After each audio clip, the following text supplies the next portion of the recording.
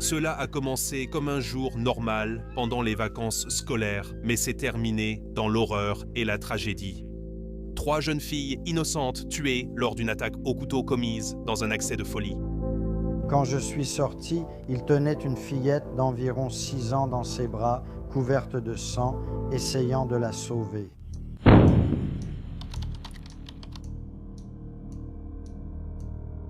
B.B. King, âgée de 6 ans, était la fille de Lorraine et Ben King. Et c'était une fille douce, gentille et pleine de vie, débordante de joie et d'amour. Elle avait aussi une sœur de 3 ans, son aînée, avec qui elle partageait un lien extraordinaire. Alice de Silva Aguiar, âgée de 9 ans, était la fille de Sergio et Alexandra. C'était une fille curieuse qui n'oubliait jamais les détails des choses. Elle était parfaite aux yeux de ses parents et était aussi une jeune fille confiante, amicale, joueuse, respectueuse et pleine d'empathie. Alice adorait les animaux, regarder des films, manger du pop-corn et se blottir contre ses parents en regardant des films. Il y avait aussi Elsie Dodds-Tancombe, âgée de 7 ans, qui débordait d'amour et était également une jeune fille déterminée, gentille et douce. Elle adorait le cheerleading, la danse, discuter, aller à des fêtes, et on disait qu'elle était très sage pour son âge. Elsie était aussi une fan inconditionnelle de Taylor Swift. Cet amour pour Taylor Swift était quelque chose que ces 3 jeunes filles partageaient, et c'est aussi ce qui les a réunies le matin du 29 juillet 2024. Elles assistaient toutes à un cours de danse sur le thème de Taylor Swift qui se tenait dans un studio communautaire appelé Heartspace à Southport, au Royaume-Uni. Cet espace proposait habituellement des cours de yoga, de danse, pour femmes enceintes, ainsi que pour bébés et tout petits. Cet atelier, inspiré par Taylor Swift, associait yoga danse et création de bracelets sur sa musique. L'atelier était destiné aux enfants de 6 à 11 ans et avait affiché complet plus d'une semaine auparavant, avec 26 enfants inscrits pour le cours. Peu de temps avant que les filles ne soient récupérées par leurs parents à 11h45, elles étaient autour d'une table à fabriquer des bracelets. Au même moment, une personne masquée et encapuchonnée est entrée par la porte principale du bâtiment, qui était déverrouillée pour des raisons de sécurité incendie. Et il est monté directement l'escalier jusqu'au studio où se trouvèrent les filles. Cette personne a ensuite commencé à se déplacer dans la pièce, tout en restant complètement silencieuse. Et il a commencé à poignarder les enfants au hasard. Il avait un couteau de 20 cm en sa possession. Beaucoup d'enfants et d'enseignants dans la pièce, y compris la professeure de danse Léane Lucas, n'avaient aucune idée de ce qui se passait au début. Léane n'a compris ce qui se passait que lorsqu'elle-même a été poignardée 5 fois dans le dos. Elle a immédiatement essayé de protéger les enfants de ce fou et les a fait sortir de la salle par la sortie de secours. Alors que les enfants fuyaient le studio, l'homme armé les poursuivait en les poignardant dans le dos. Une petite fille a été ramenée à l'intérieur et poignardée à plusieurs reprises. Heureusement, elle a finalement réussi à sortir du bâtiment et elle s'est effondrée au sol. Jonathan Hayes, employé dans un bureau du même immeuble, s'est précipité dans le studio de danse après avoir entendu les enfants crier.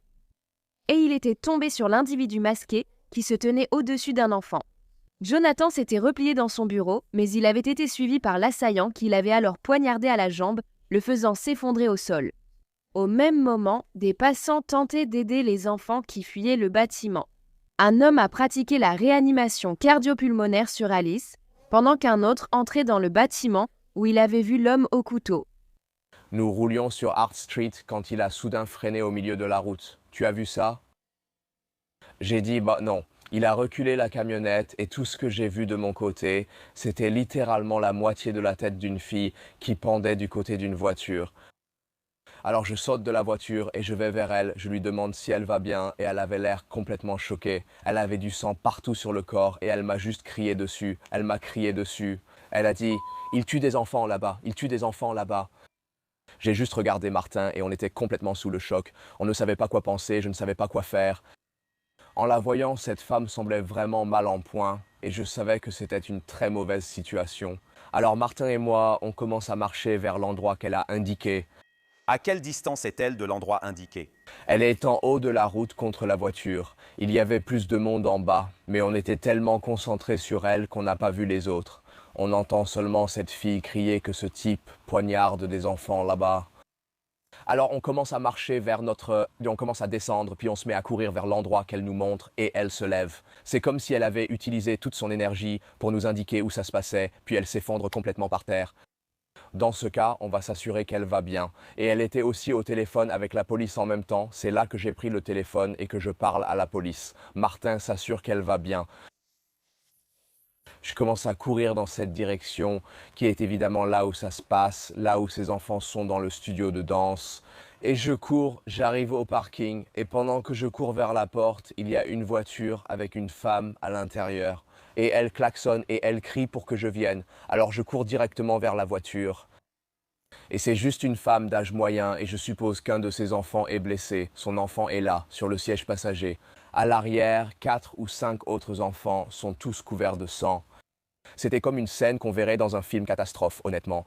Et elle m'a juste regardé, la femme, elle a dit « Écoutez, je veux juste m'assurer que ces enfants sont en sécurité. Je vais juste me garer sur la route. S'il vous plaît, pouvez-vous sortir cette fille ?»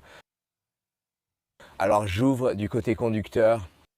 Du côté conducteur, derrière le siège du conducteur, j'ouvre la porte et honnêtement, il y a cette fille. Ce qui va probablement rester avec moi toute ma vie, pour le reste de ma vie. Et elle était complètement ailleurs. Je ne peux pas t'expliquer à quel point c'est horrible ce que j'ai vu, mais sur le moment, je ne savais même pas quoi faire, je ne savais pas quoi penser. Je voulais simplement la sortir de la voiture et nous mettre en sécurité. J'ai donc emmené cette fille sur la route et j'ai couru, parce qu'on était là au début, tu vois, donc il n'y avait que quelques membres du public. Et la chose principale à ce moment précis, c'était qu'il y en avait encore, genre ça se passe vraiment.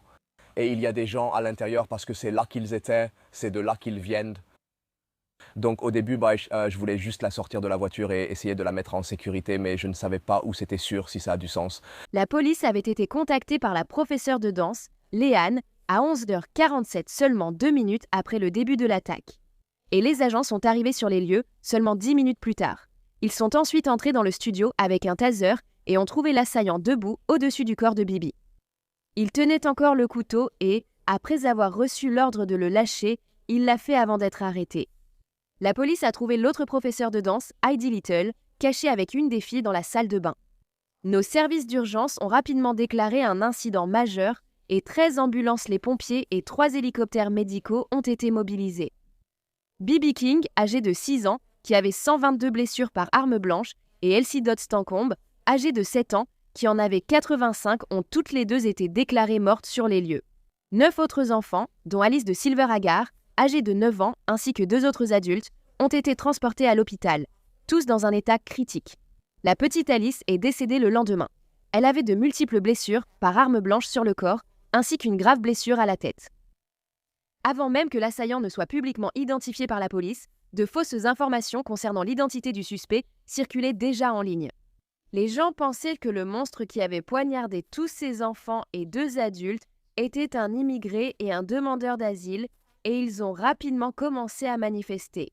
Cependant, beaucoup de personnes étaient simplement en colère que les autorités n'aient pas fait assez pour protéger ces enfants de cette attaque brutale avant qu'elle ne se produise. Certaines manifestations sont vite devenues violentes, avec des personnes scandant « Nous voulons récupérer notre pays » et vandalisant une mosquée. La raison pour laquelle l'identité du tueur n'a pas été révélée publiquement immédiatement était qu'il avait moins de 18 ans et que, par conséquent, son identité était protégée par les tribunaux. Cependant, cette décision a finalement été annulée seulement 5 jours après l'attaque et son nom a été rendu public. Et il s'appelait Axel Rudukabana et il n'avait que 17 ans, mais il n'était pas demandeur d'asile. Il était en fait né au pays de Galles de parents rwandais qui avaient auparavant immigré au Royaume-Uni pour demander l'asile en fuyant le génocide rwandais. Le matin de l'attaque, peu avant 11h45, Axel avait été vu arrivant à l'espace central en taxi qu'il avait réservé sous le faux nom de Simon. Il était sorti du véhicule sans payer sa course, avait marché un peu, puis était entré dans le bâtiment. Numéro 34 dehors. Ouais, je règle toujours tes voitures, mon pote. Il y a une semaine, cet homme-là.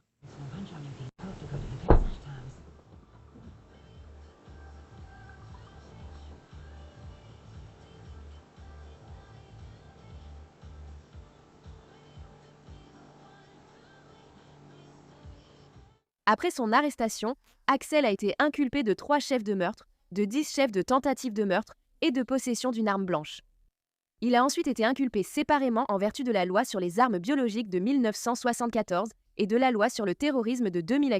Cela est survenu après que la police a fouillé sa chambre et a trouvé assez de ricine cachée dans une boîte sous son lit pour tuer jusqu'à 12 000 personnes. Axel a également été trouvé en possession d'une étude militaire d'un manuel d'entraînement d'Al-Qaïda. Lorsque la police a fouillé son ordinateur portable, ils ont découvert qu'Axel avait une obsession pour l'épuration ethnique. Il avait également effectué des recherches sur des sujets tels que la guerre, l'Allemagne nazie, la violence autour du bouddhisme au Sri Lanka, l'épuration clanique en Somalie, le génocide rwandais, les victimes de torture, des récits de décapitation et des dessins animés représentant une violence graphique. Il a aussi été dit qu'il détestait profondément toutes les personnes blanches, pensant qu'elles devraient être mortes. Peu de temps après son arrestation, le maniaque se vantait de ce qu'il avait fait à ses pauvres enfants innocents, disant « Je suis tellement contente que ces enfants soient morts, ça me rend heureuse ». Elle a également dit à la police « Tellement heureuse, 6 ans ». En parlant de Bibi, il a aussi dit « C'est une bonne chose qu'il soit mort. Oui, je m'en fiche. Je me sens neutre ». Comme je l'avais dit précédemment, il y avait eu de nombreux signes avant-coureurs dans le passé d'Axel qu'il était un véritable psychopathe. La police, ainsi que les autorités antiterroristes, avaient déjà eu des interactions avec lui, et elles connaissaient toutes ses pensées troublantes. À la mi-2019, alors qu'Axel n'avait que 13 ans, il avait appelé Childline, qui est une ligne d'assistance offrant des conseils aux jeunes de moins de 19 ans au Royaume-Uni.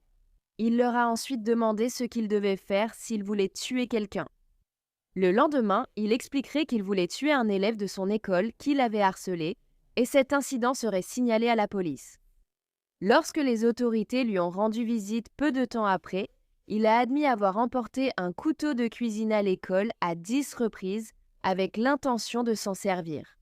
Quelques jours seulement après cet appel à Childline, Axel avait été définitivement expulsé de son lycée.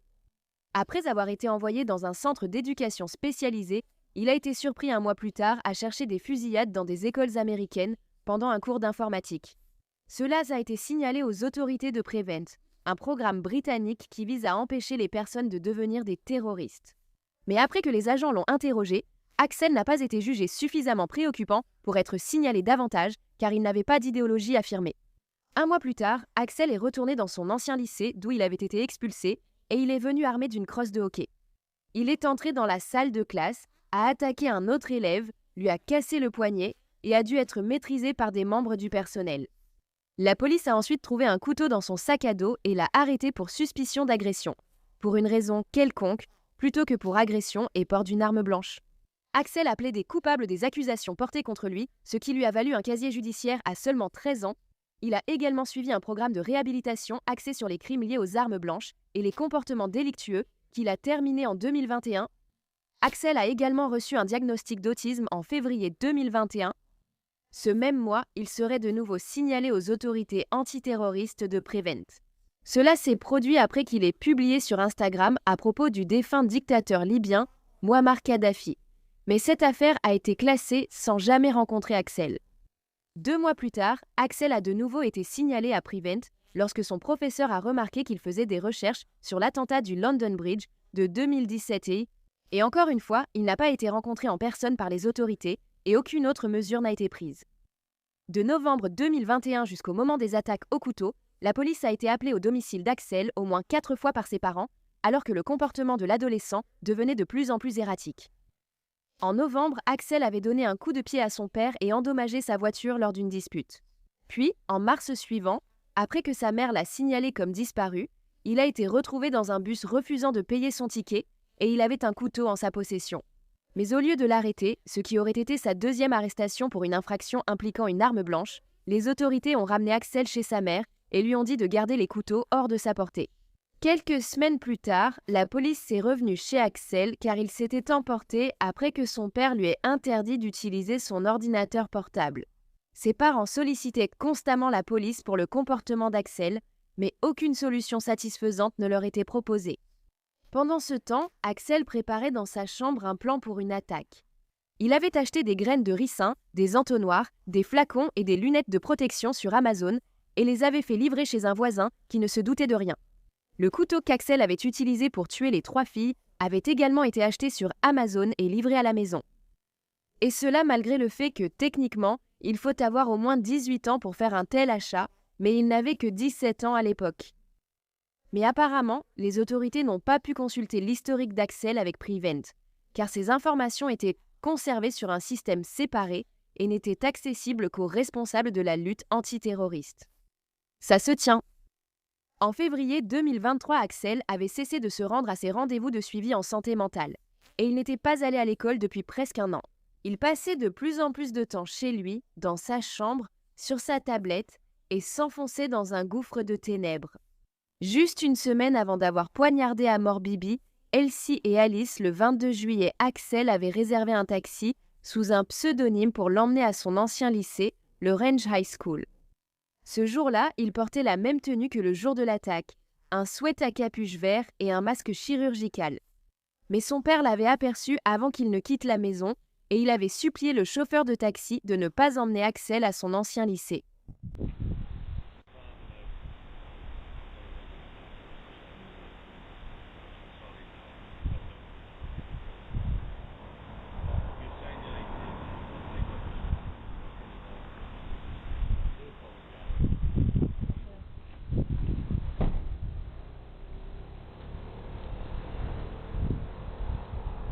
Finalement, Axel est retourné à l'intérieur de la maison et il n'est pas monté dans le taxi.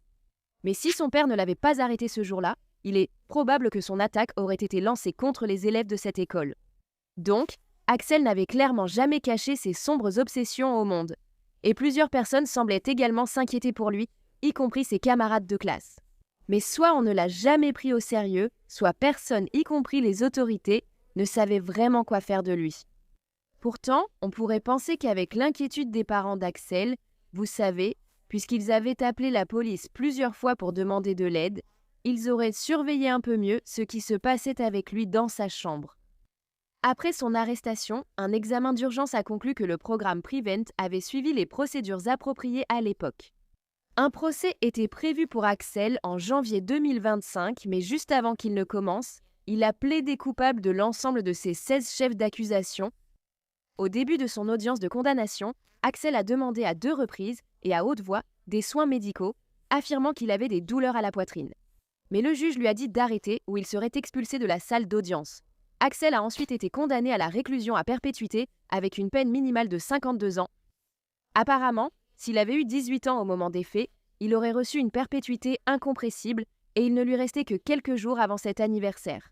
Bien que le juge ait dit qu'il est probable qu'il ne soit jamais libéré, et j'espère vraiment que non, car cela ne devrait même pas être une possibilité.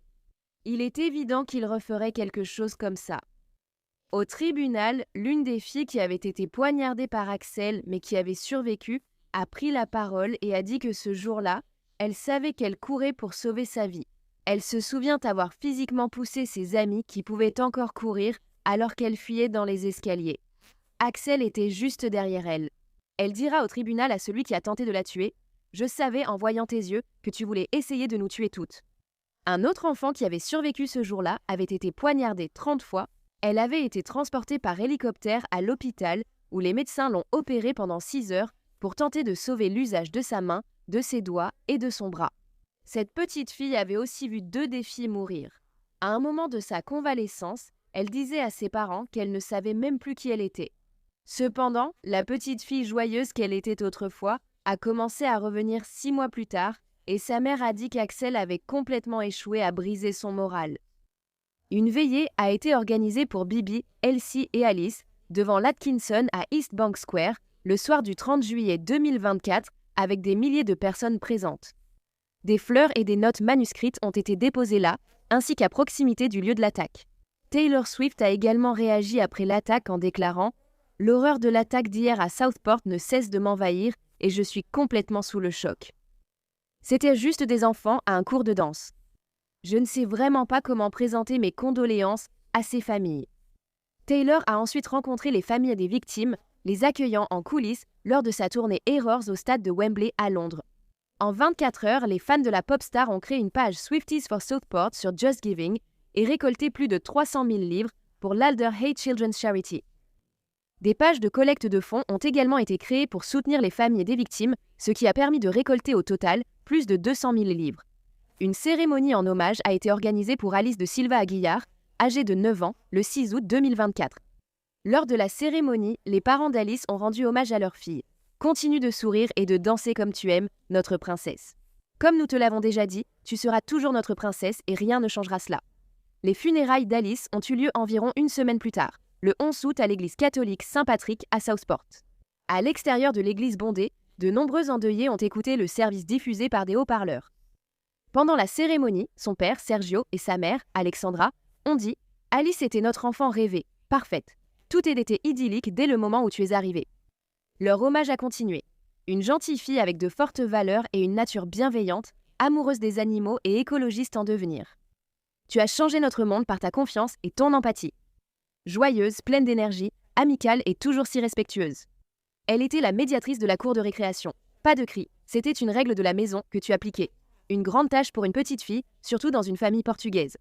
Tu es partie trop tôt et nous nous demandons souvent pourquoi toi, pourquoi ici, pourquoi nous. Nous nous demandons si tu as pensé à nous, si tu as appelé ou ressenti de la douleur. Nous espérons que non, ma chérie. Pour l'instant, notre ange continue de danser. Maman et papa t'aimeront toujours. L'enseignante d'Alice a récemment donné à son bébé le prénom Alice. Les funérailles de B.B. King, âgé de 6 ans, ont eu lieu en privé à Southport le 17 août et sa famille a encouragé les autres à allumer une bougie en sa mémoire. Dans une déclaration, ses parents ont dit « Notre chère Bibi, 6 ans, était pleine de joie, de lumière et d'amour, et restera toujours dans nos cœurs comme la fille douce, gentille et vive que nous aimons. » Ils ont ajouté « Nos cœurs sont brisés, mais nous trouvons un certain réconfort en sachant que Bibi était si profondément aimée de tous ceux qui la connaissaient. Elle sera à jamais notre étoile scintillante et nous la porterons avec nous dans tout ce que nous ferons. » La sœur de Bibi, âgée de 9 ans, se trouvait également au studio ce jour-là et elle les a été témoins de l'attaque, mais heureusement, elle a réussi à s'échapper. Les funérailles d'Elsie Dodd-Stancombe, 7 ans, se sont tenues le 23 août à l'église Saint-Jean de Birkdale. Sa famille a invité les participants à porter des couleurs vives. Pour la journée spéciale d'Elsie, ils ont dit qu'ils célébreraient la vie de leur fille extraordinaire avec positivité, espoir et amour.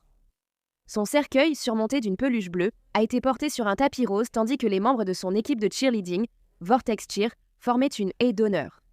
Love Story de Taylor Swift, l'une de ses chansons préférées, a été interprétée à la fin de la cérémonie, à laquelle assistait également le chien de la famille, Bobby.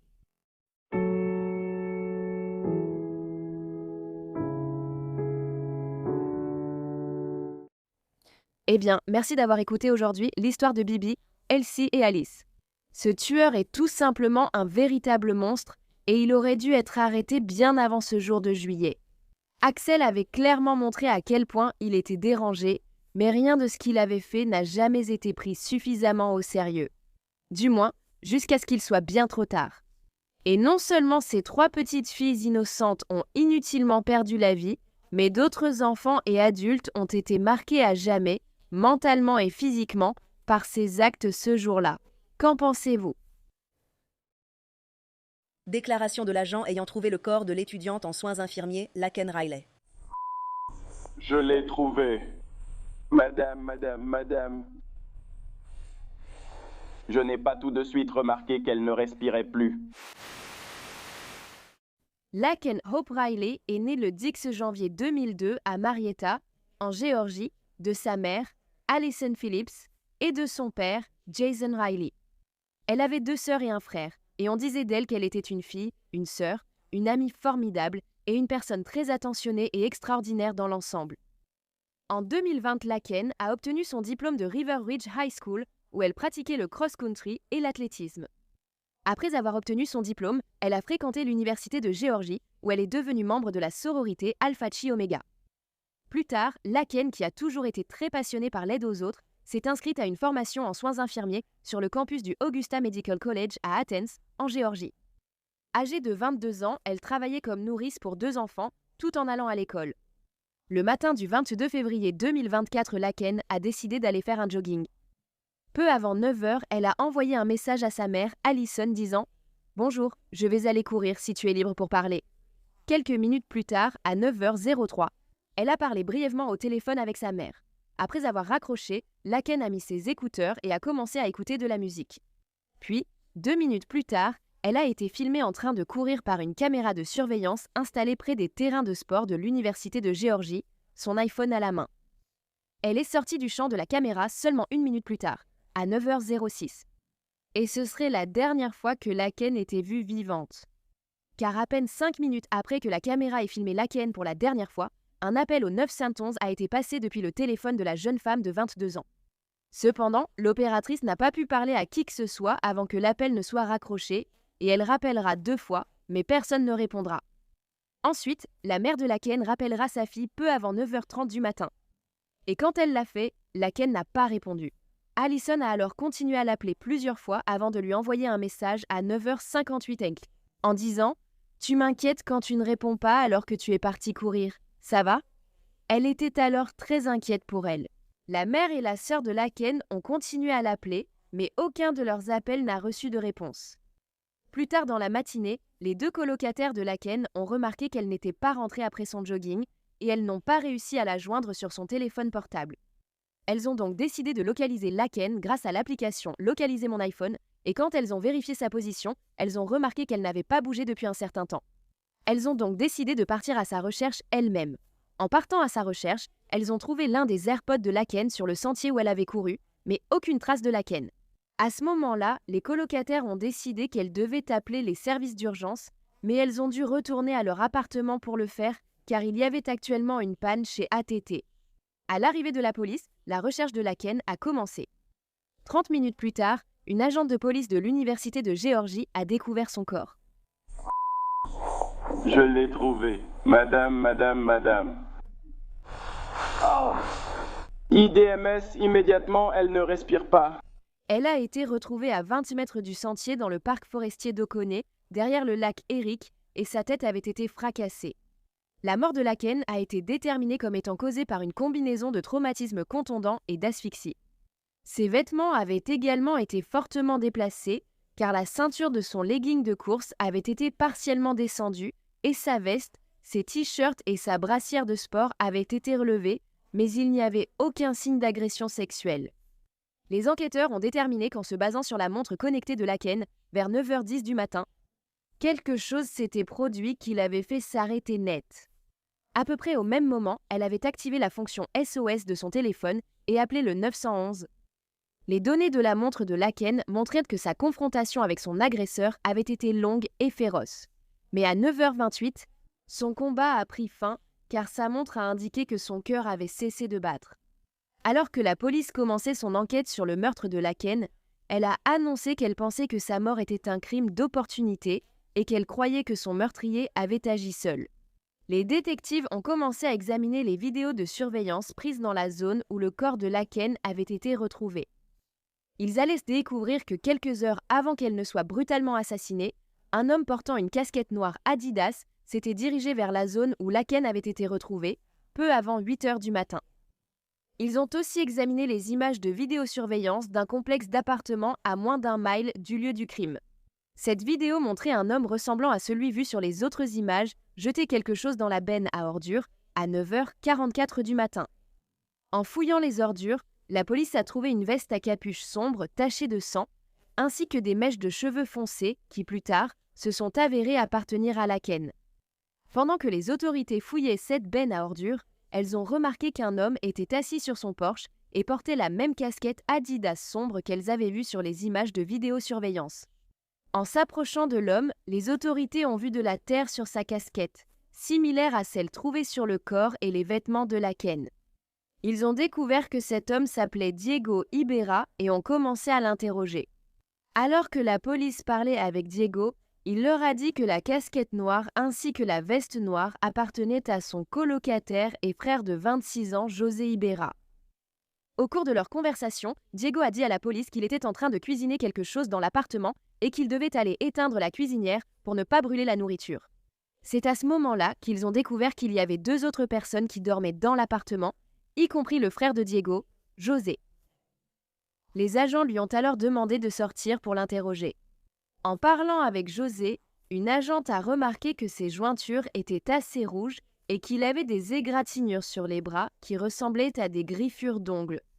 Lorsque l'agente lui a demandé pourquoi ses jointures étaient si rouges, José a répondu que c'était parce qu'il faisait froid dehors, mais il n'a pas pu expliquer pourquoi il avait des égratignures. Il avait également une piqûre fraîche au poignet gauche qu'il n'a pas pu expliquer non plus. José Ibarra a ensuite été arrêté et inculpé d'un chef de meurtre avec préméditation, de 3 chefs de meurtre qualifiés, ainsi que d'un chef d'enlèvement, d'agression aggravée, de coups et blessures aggravées, d'entrave à un appel d'urgence, de falsification de preuves et de voyeurisme. La dernière accusation concernait un autre appel au 911 qui avait été passé le même matin où Laken serait retrouvée morte. Peu avant 8 heures du matin, une étudiante en études supérieures qui vivait dans un logement hors campus avait appelé le 911 disant que pendant qu'elle était sous la douche, quelqu'un avait secoué la poignée de sa porte en essayant d'entrer dans son appartement. Lorsque l'étudiante a regardé par son judas, une personne portant une casquette Adidas noire s'est baissée. Mais ensuite, elle a vu la même personne en train de regarder par la fenêtre de sa chambre. Sur la vidéo de surveillance, on pouvait voir cet homme s'approcher de la porte de l'étudiante à 6 reprises en 1 heure, ouvrant 2 fois la porte extérieure. L'homme sur la vidéo de surveillance portait les mêmes vêtements que José portait sur les autres enregistrements. La police pensait donc qu'il s'agissait aussi de lui, cherchant sa victime, n'importe quelle victime. La police finirait également par trouver une paire de gants jetables noirs près de l'immeuble de José, sur lesquels se trouvait l'ADN de Laken. Il correspondait à une autre paire de gants trouvée dans le tiroir de la commode de José. Ensuite, lorsque José avait été amené au poste de police, ils ont également trouvé l'ADN de Laken sous ses ongles. José Antonio Ibera était un homme vénézuélien qui était entré illégalement aux États-Unis en septembre 2022 en traversant la frontière sud des États-Unis avec le Mexique à El Paso, au Texas.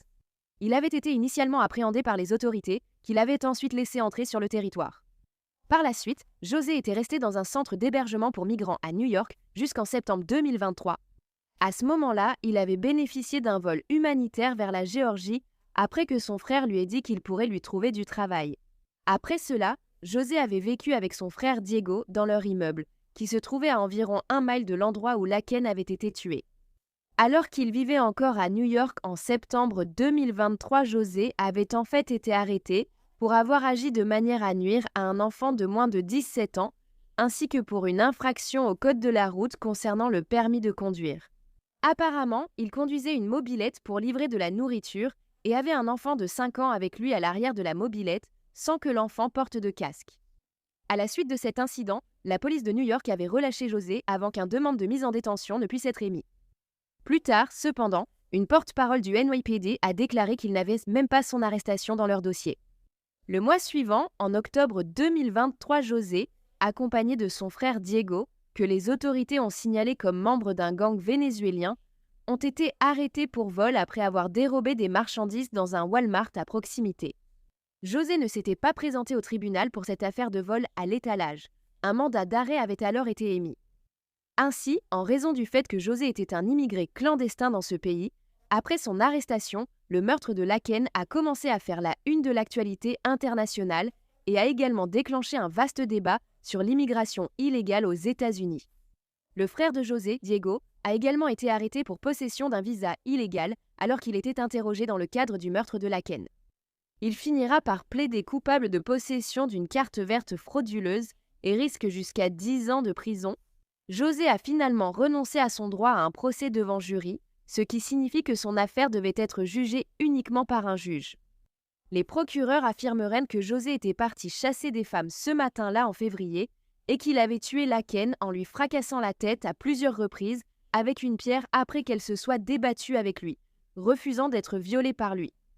Pour étayer leur dossier contre José, l'accusation a souligné que les mots espagnols pour « G » pouvaient être entendus dans l'appel d'urgence passé par Laken ce matin-là.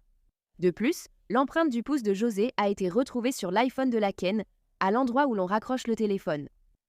Les données du téléphone portable de José correspondaient également à celles extraites de la montre connectée de Laken, et elles montraient que les deux personnes s'étaient trouvées très proches l'une de l'autre entre 9h10 et 9h12 du matin, dans la forêt où le corps de Laken a ensuite été retrouvé. Le téléphone de José avait également émis un signal dans la zone où l'étudiante en cycle supérieur avait passé un appel au 911 plus tôt dans la journée à propos du voyeur. Il y avait aussi le fait que José avait pris quelques selfies de lui-même plus tôt dans la matinée avant que Laken ne soit tué. Sur ces photos, il porte la même casquette noire Adidas et la même veste sombre que celle vue sur les vidéos de surveillance. Mais l'équipe de défense de José affirmait que les preuves contre leur client étaient purement circonstancielles. Ils ont soutenu que les preuves de l'État concernant la localisation du téléphone de José étaient discutables, car d'autres personnes avaient accès à son téléphone portable. De plus, ils ont remis en question la crédibilité de la vidéo de surveillance montrant l'homme jetant la veste dans la benne à ordures, affirmant que l'angle et la qualité de la vidéo rendaient trop difficile de savoir avec certitude qu'il s'agissait de José. Ils ont affirmé que le frère de José, Diego, possédait le même chapeau et la même veste, ce qui a ensuite amené la défense à avancer leur théorie selon laquelle c'était en réalité Diego qui avait tué Laken, et non José. Ils ont affirmé que si José était vraiment celui que l'on voyait sur la vidéo de surveillance en train de jeter la veste, il ne l'avait fait que parce que son frère Diego le lui avait demandé. La défense ferait aussi appel à un témoin pour tenter de prouver leur accusation contre Diego. Ce témoin était une femme qui avait vécu à côté des Ibarra. Elle a dit que le soir où Laken a été tué, Diego lui avait demandé ce qui se passait parce qu'il y avait beaucoup de policiers. La témoin lui a dit que quelqu'un avait été tué tout près et a encouragé Diego à aller voir la police s'il savait quelque chose. Elle a dit qu'il avait ensuite parlé dans son application de traduction et lui avait montré l'écran. Il était écrit « Si tu leur dis, je leur dirai que c'est toi qui l'as fait. Et ensuite, je te tuerai aussi. » Cependant, lors de l'interrogatoire par l'accusation, cette femme a admis qu'aucun des deux, Diego ou José, ne lui avait dit qu'ils avaient tué Laken. Elle a également admis qu'elle avait bu ce jour-là et qu'elle avait eu auparavant une relation amoureuse avec Diego. Elle était en colère contre lui à ce moment-là parce qu'elle pensait qu'il était impliqué avec une autre femme. Finalement, le 20 novembre 2024, le juge a déclaré José coupable de tous les chefs d'accusation et l'a condamné à la prison à vie sans possibilité de libération conditionnelle. L'une des sœurs de Laken, Lauren Phillips, a parlé de sa sœur et a dit « Laken était la meilleure sœur, ma meilleure amie de naissance depuis la toute première seconde. » Elle a poursuivi en disant « Ce n'est pas juste et je ne le comprendrai jamais, mais je sais que tu es au paradis maintenant. Je ne sais pas comment je vais y arriver, mais tout ce que je ferai désormais, ce sera pour toi. J'ai hâte de te serrer très fort dans mes bras un jour. » Le père de Laken, Jason Riley, se souvenait de sa fille comme d'une personne forte qui excellait toujours dans ses études. Dans une interview, il dira « J'aurais aimé être là pour la protéger. J'aurais préféré que ce soit moi. Elle n'avait que 22 ans. Elle avait encore tant de choses à offrir au monde. Si tout le monde pouvait vivre comme Laken, le monde serait un endroit meilleur. » Les funérailles de Laken Riley ont eu lieu le 1er mars 2024 à l'église Woodstock City. Elle a ensuite été enterrée au cimetière Enon à Woodstock, en Géorgie. Un mémorial a également été érigé en son honneur au lac Erie, là où son corps avait été retrouvé. La famille de Laken a déclaré qu'elle prévoyait de créer une fondation en son honneur, et elle a lancé une collecte de fonds en ligne pour récolter de l'argent pour la fondation, qu'ils appellent la fondation Laken Hope Riley. Elle est conçue pour sensibiliser au problème des homicides ainsi qu'à la sécurité des femmes et pour offrir une bourse au nom de Laken. Jusqu'à présent, ils ont recueilli plus de 175 000 $ de dons. L'attaque apparemment aléatoire contre Laken a poussé la communauté à exiger que le collège prenne des mesures de sécurité supplémentaires. L'école a répondu en annonçant qu'elle allait consacrer plus de 7 millions de $ à de nouvelles initiatives de sécurité, notamment en augmentant le nombre de policiers et de bornes d'appel d'urgence. Le 7 mars 2024, la Chambre des représentants a adopté la loi Laken-Riley, qui imposera la détention fédérale des immigrés en situation irrégulière ayant commis un cambriolage ou un vol, et permettrait aux États de poursuivre le gouvernement fédéral pour ne pas avoir appliqué les lois sur l'immigration. Merci d'avoir écouté l'histoire de Laken aujourd'hui. Laken a fait tout ce que l'on recommande à une femme de faire lorsqu'elle sort seule, le matin où elle est partie courir. Laken a dit à ses amis et à sa mère où elle allait. Elle avait activé la localisation sur son téléphone. Elle a veillé à courir sur un sentier fréquenté, entourée d'autres personnes.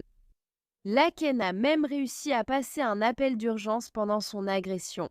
Mais tout cela n'a pas suffi à l'empêcher de perdre la vie ce jour-là.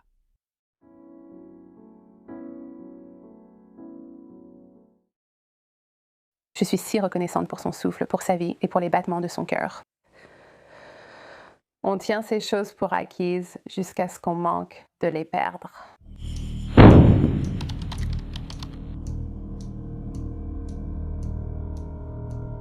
Landon Hoffman est né le 24 janvier 2014 de Carrie et David Hoffman. Landon a aussi un frère jumeau ainsi qu'une sœur. C'est un petit garçon heureux, sociable et adorable qui aime le hockey, le football et l'école. Le 12 avril 2019, Landon, âgé de 5 ans, et sa mère Carrie sont allés au Mall of America à Bloomington, dans le Minnesota. Ils étaient venus ce jour-là retrouver un ami de maternelle de Landon et sa mère. Peu avant 10 heures, Carrie et Landon les ont retrouvés au 3e étage du centre commercial, près du Rainforest Café.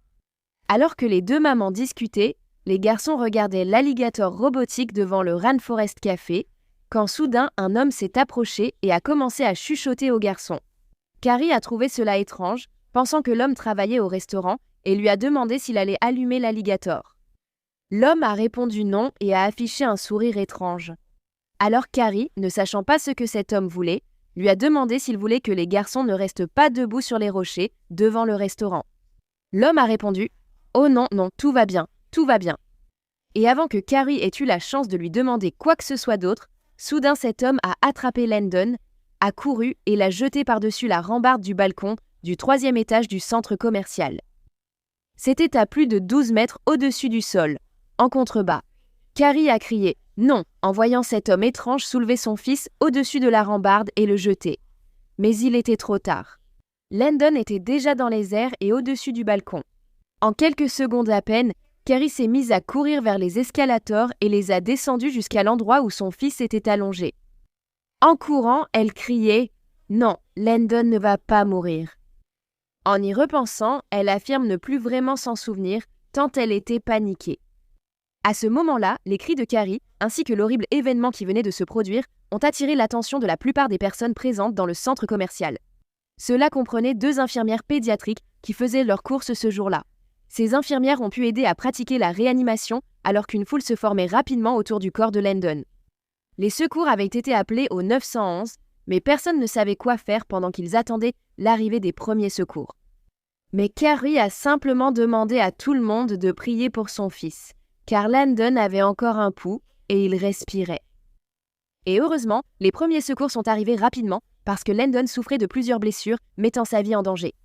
Les ambulanciers lui ont fait un massage cardiaque sur place avant son transfert urgent à l'hôpital.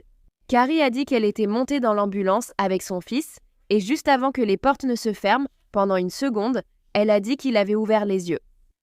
L'homme qui avait jeté Landon par-dessus la rambarde du 3e étage s'appelait Emmanuel Deshawn Aranda. Et après avoir jeté le petit garçon du 3e étage, Emmanuel avait essayé de fuir les lieux, mais un passant a couru après lui et a tenté de l'appréhender. Mais Emmanuel a attrapé cette personne, l'a plaqué contre le mur, puis il a pu continuer à s'enfuir. Emmanuel serait arrêté très peu de temps après par la police et placé en garde à vue. Il l'avait attrapé alors qu'il essayait de monter dans un tramway. Emmanuel a été inculpé de tentative de meurtre au 1er degré avec préméditation et détenu sous une caution de 2 millions de dollars. Lors de son arrestation, Emmanuel a déclaré à la police qu'il savait que ce qu'il avait fait était mal, mais qu'il cherchait quelqu'un à tuer ce jour-là au centre commercial. Apparemment, les avances d'Emmanuel avaient été rejetées à plusieurs reprises par plusieurs femmes qui travaillaient au centre commercial au fil des années. Et après tous ces refus, Emmanuel était devenu extrêmement agressif et avait décidé de passer à l'acte. Emmanuel a aussi dit à la police qu'il voulait tuer un adulte ce jour-là au centre commercial, car ils se tiennent près de la rambarde. Mais lorsqu'il a vu Landon, il a changé d'avis pour une raison ou une autre et a décidé que ce serait sa nouvelle cible. En fait, Emmanuel avait déjà été banni du Mall of America à 2 reprises, mais sa dernière interdiction avait expiré il y a quelques semaines. La raison de ces interdictions était qu'Emmanuel avait des antécédents de comportement agressif lorsqu'il se trouvait au Mall of America, et cela remontait à plusieurs années. En juillet 2015, il avait été arrêté pour avoir jeté des objets depuis le balcon supérieur. Et lorsque la police est arrivée au moment de cet incident, Emmanuel a d'abord résisté à son arrestation. Cependant, il a ensuite été reconnu coupable d'agression au 5e degré et d'entrave à un agent de la paix. Plus tard la même année, Emmanuel a été accusé d'avoir jeté des verres dans un restaurant du centre commercial. Cet incident s'est produit lorsque Emmanuel s'est approché d'une femme qui attendait une table et lui a bizarrement demandé de lui acheter quelque chose. Lorsqu'elle a refusé, bien sûr, car elle ne connaissait pas cet homme, Emmanuel aurait jeté un verre d'eau au visage puis un verre de thé qui l'a frappé à la jambe. Il a reçu l'ordre de quitter le centre commercial et un avis d'interdiction d'accès. Après cet incident, il a de nouveau plaidé coupable pour agression au 5e degré. Et lors d'une autre occasion la même année, en août 2015, la police a été appelée dans une bibliothèque locale parce qu'un homme avait détruit des ordinateurs. Apparemment, Emmanuel avait lu quelque chose sur Facebook qui ne lui plaisait pas. Alors il s'est défoulé sur les ordinateurs. Pour cela, il a fini par plaider coupable de dégradation de biens au 1er degré et a été condamné à 28 jours de prison, à payer des dommages et intérêts et à suivre une formation de gestion de la colère, ce qui manifestement n'a pas servi à grand-chose. La mère d'Emmanuel a déclaré que même si son fils a de longs antécédents de maladie mentale, elle n'aurait jamais pensé qu'il ferait quelque chose comme ça. J'espère que non, car si vous pensiez vraiment qu'il ferait ça, j'espère que vous auriez agi. Sa mère a également déclaré qu'il n'avait officiellement reçu qu'un diagnostic de TDAH quand il était plus jeune. Et quelques nuits avant l'incident du Mall of America avec Landon, Emmanuel s'était en fait présenté chez sa sœur, l'avait frappé au visage, puis était reparti. Sa sœur dira plus tard qu'Emmanuel ressemblait à un zombie. Elle avait regardé dans ses yeux et n'y avait vu aucune âme. Il y a également eu un autre incident en 2014 qu'Emmanuel avait provoqué au restaurant Golden Nugget à Chicago. Emmanuel était allé au restaurant un dimanche pour prendre son petit déjeuner lorsqu'un client assis près de lui au comptoir a commencé à parler en espagnol à un serveur, demandant à être déplacé parce qu'il disait qu'Emmanuel sentait très mauvais, à tel point qu'il n'a même pas pu finir son propre petit déjeuner. Dégueulasse. Mais apparemment, Emmanuel parlait espagnol et comprenait ce que l'homme disait. Il s'est levé, a crié, lui a dit qu'il savait qu'il l'insultait et lui a fracassé l'assiette sur la tête. Après avoir cassé l'assiette sur sa tête, Emmanuel a fouillé dans son sac à dos, a sorti un couteau et a essayé de poignarder cet homme. Heureusement, l'autre homme a pu esquiver l'attaque au couteau. Mais Emmanuel voulait apparemment tuer quelqu'un, car il s'est alors mis à courir dans les restaurants en criant « Quelqu'un va mourir », tandis que les autres clients se mettaient à l'abri. La police avait été appelée sur les lieux et Emmanuel a été arrêté et inculpé pour agression. Agression aggravée, vol et coups et blessures. Finalement, il a plaidé coupable et n'a été condamné qu'à seulement 18 mois de suivi judiciaire, même pas de prison. Quant à Landon, il avait été transporté à l'hôpital pour enfants de Minneapolis. Il avait de multiples blessures très graves, notamment des fractures dans tout le corps et une hémorragie cérébrale. À son arrivée à l'hôpital, Landon a été opéré d'urgence pour son traumatisme crânien. De nombreux proches de Landon se sont réunis dans la salle d'attente pendant que le garçon était encore en opération, dans l'attente de savoir s'il allait survivre. Ils ont attendu, encore et encore, puis enfin un médecin est sorti et leur a dit que Landon allait s'en sortir. Les os peuvent guérir, pensa Carrie, mais lorsqu'elle a appris que son cerveau allait bien, elle a poussé un immense soupir de soulagement. Après l'opération de Landon, une fois en salle de réveil, Carrie s'est assise près de lui et a dit que le son de sa respiration et des machines était le plus beau qu'elle ait jamais entendu, car cela signifiait que son fils était vivant. Donc, même si Landon avait survécu, il avait encore de graves blessures qui prendraient beaucoup de temps à guérir. La chute avait brisé ses poignets, ses mains et ses coudes, fracturé son fémur et pulvérisé les os de son visage. Pendant la convalescence de Landon, il a dû subir plus de 15 interventions médicales différentes, y compris le drainage de liquide de ses poumons et de son estomac, ainsi qu'une opération pour placer un stent dans une veine traversant son foie. Landon a également subi des opérations pour 2 bras cassés, une jambe cassée, des fractures du visage et du crâne, ainsi que l'ablation de sa rate. Une cagnotte GoFundMe a été créée pour aider la famille de Landon à payer les traitements médicaux passés et en cours qui étaient la conséquence de l'incident. Et la page avait pour objectif de récolter 500 000 $, mais ils ont finalement recueilli plus d'1 million, ce qui est bien car apparemment les factures médicales de Landon ont finalement dépassé 1 million de $. La famille a ensuite donné des nouvelles le 24 mai 2019 en disant que Landon souffrait de complications dues à ses blessures. Cependant, elles n'étaient pas mortelles, mais il avait encore un long chemin devant lui. Après 4 longs mois, Landon a enfin pu sortir de l'hôpital. Tous ses os s'étaient ressoudés. Cependant, il avait une blessure au lobe frontal, ce qui l'avait transformé d'un enfant calme et timide en un enfant plus bruyant et impulsif. Mais Landon, qui adorait l'école, et sorti de l'hôpital seulement 5 jours avant de commencer la maternelle, il a donc pu assister à sa toute première rentrée scolaire. Aujourd'hui, Landon ne se souvient de rien concernant le jour de l'accident, ni des moments difficiles de sa convalescence. Quand on lui demande comment s'est passée son hospitalisation, il parle des courses en fauteuil roulant avec sa grand-mère et des jeux avec son père. Landon dit qu'il se sent simplement normal. Que dis-tu à tes amis quand ils te demandent ce qui t'est arrivé? Je leur dis que c'est moi qui ai été projetée. Et ils disent « Vraiment ?» Alors je leur montre toutes mes blessures. Et ensuite, ils le croient. Et parfois, certaines personnes ne le croient pas. Mais ça m'est égal qu'ils me croient ou non. Je m'en fiche, il y a beaucoup de gens qui tiennent à moi et moi aussi je tiens à eux. Et tu fais la danse de Landon? Oui. Même si être à l'hôpital était difficile, Landon a aussi beaucoup de souvenirs heureux là-bas. Quels souvenirs as-tu de l'hôpital? Il n'avait pas de glace à l'eau. À chaque étape, Landon était déterminé à aller mieux.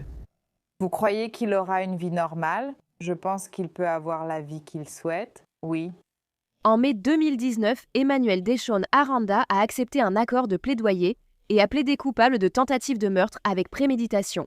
Une circonstance aggravante avait été ajoutée à l'accusation, ce qui aurait pu signifier une année supplémentaire en prison, donc pas grand-chose.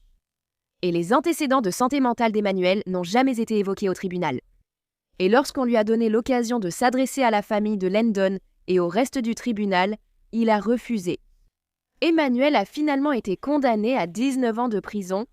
Grâce à sa bonne conduite et au temps déjà purgé, Emmanuel sera éligible à une libération conditionnelle 12 ans après sa condamnation. Bien que Landon et ses parents n'aient pas assisté à l'audience, ils ont déclaré « Ton acte était malveillant et égoïste. Ce jour-là, tu as écouté la pire partie de toi-même. C'est là que ton impact sur nous s'arrête. Tu ne nous prendras rien de plus. » Puis, en décembre 2022, le Mall of America a réglé un procès avec la famille Hoffman. La famille a allégué que la sécurité du centre commercial aurait dû empêcher Emmanuel de rôder dans le centre commercial sans être étroitement surveillé par la sécurité. La plainte alléguait que le centre commercial et son équipe de sécurité étaient au courant des comportements violents, erratiques et agressifs antérieurs d'Emmanuel. La famille de Landon a donc fini par recevoir une somme non précisée. Et le Mall of America a promis de renforcer ses règles en matière d'accès non autorisé. Landon, qui était une grande fan de hockey, a aussi eu la chance de rencontrer son joueur de hockey préféré, Alex Ovechkin des Minnesota Wild, après un match en mars 2023. Le joueur de hockey, informé des traumatismes et opérations subies par le garçon ces dernières années, voulait lui faire un geste spécial. Alex et une autre coéquipière ont discuté avec Landon, lui ont donné des autographes et ont posé pour des photos. Landon a dit que c'était un rêve devenu réalité. En repensant aux années après l'incident, la mère de Landon, Carrie, a dit que cela restait irréel. « Je suis simplement heureuse d'être là. Nous n'avons aucune blessure, il ne nous reste plus qu'à célébrer. » Merci d'avoir écouté l'histoire de Landon aujourd'hui. Ce petit garçon a eu tellement de chance de survivre à cet acte insensé de violence commis par cet homme complètement instable. C'est aussi effrayant de penser qu'Emmanuel pourrait sortir de prison dans seulement 7 ans. S'il est capable de faire une chose aussi horrible à un enfant sans raison, de quoi d'autre est-il capable? Il ne reçoit aucune aide pour sa santé mentale pendant qu'il est en prison, donc... C'était un entraînement de cricket et c'était autorisé par l'ordonnance d'intervention. C'était un lieu public. Je croyais qu'il était en sécurité. C'était juste un petit entraînement de cricket.